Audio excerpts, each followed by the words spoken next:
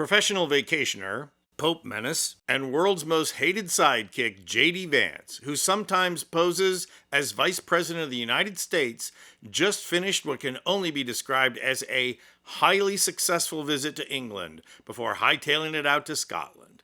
And why highly successful? Because England hasn't been this united since they were fighting off Nazi Germany in World War II.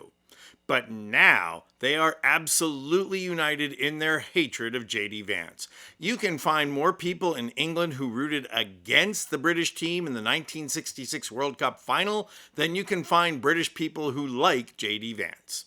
The latest incident involving a pub in the British countryside will have you rooting for Team England as well. I'm going to unpack Vance's attempt to blend in with the locals, but first, I have to put this in its proper context. Because when I say Brits United, I'm talking about taking protest to another realm. I mean, we all know Vance is hated the world over. Wherever he goes, people just line up to hate on him. Remember his little Vermont vacation?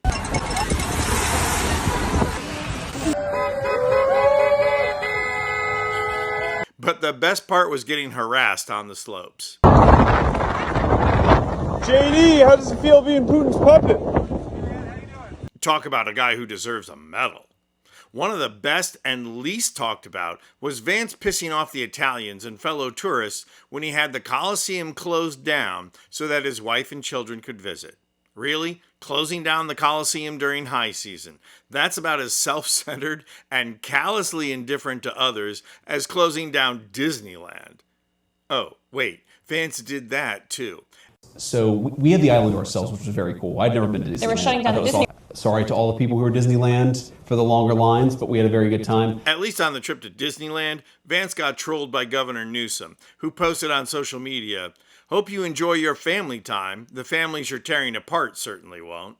Plus, there was this strange moment at Disneyland where Vance drops what he's doing and goes running after one of his kids. Secret Service all around, plus extra police presence, and still, the kid is able to wander off and get into danger. Nice. Great parenting there, JD.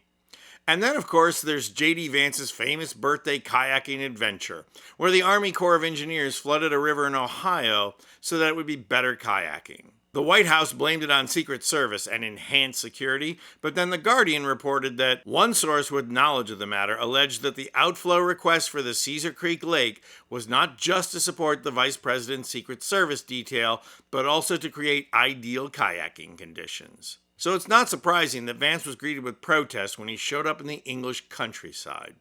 Then, as my colleague and kickboxing champion David Reddish reported, Vance was busted for fishing without a license, once again showing all the cultural sensitivity and attention to protocol as the hillbillies he pretends he's a part of. But finally, the British said no more. The Daily Beast is reporting that Vance made dinner reservations for the Bull in Charlbury, a 16th century pub that is so famous and so exclusive that it holds a Michelin Bib Gourmand award. How exclusive is it? Well, the price of a steak is $98, so very few people can put that on the expense account and get away with it. And as Vance has shown, the world acquiesces to Vance requests. Except at the Bull in Charlbury. The staff at the famous pub told management, "Oh, hells no." The Daily Beast reports that the furious staff told management they would refuse to show up if that reservation was accepted. So Vance was turned away from the pub. And now you know why Vance and Trump hate unions. Because when workers unite, like the staff at the Bull in Charlbury did, they have power. None of the people in Cotswold wanted Vance there, and the staff at the pub decided to put that into action. They stood their ground, and they stood up for principle, and there was nothing the powerful could do about it. But the great part about it is this. The staff was happy to serve Kamala Harris just a couple of weeks ago when she was in town for a wedding. And unlike the protests that welcomed Vance, this is what the townspeople had to say about Harris's visit. "It's been the talk of the village. It's the most exciting thing that's happened here for a very long time," one local told the Sun newspaper about Harris's visit. And you should know that accent that I used was absolutely dead-on accurate of the person who spoke to the Sun. So Vance tucked his tail and ran off to Scotland for the rest of his family vacay. But does he really think he's going to receive a warmer welcome in Scotland? They hate him as much as the Brits. No doubt he'll either visit or stay at a castle as if it was his birthright. Well, JD, it's not. The only birthright for a political sellout like Vance are protesters wherever he goes, reminding him that he is one of the most hated political posers on the planet.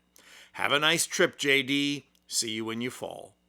I'm Anthony Vincent Gallo for Occupy Democrats.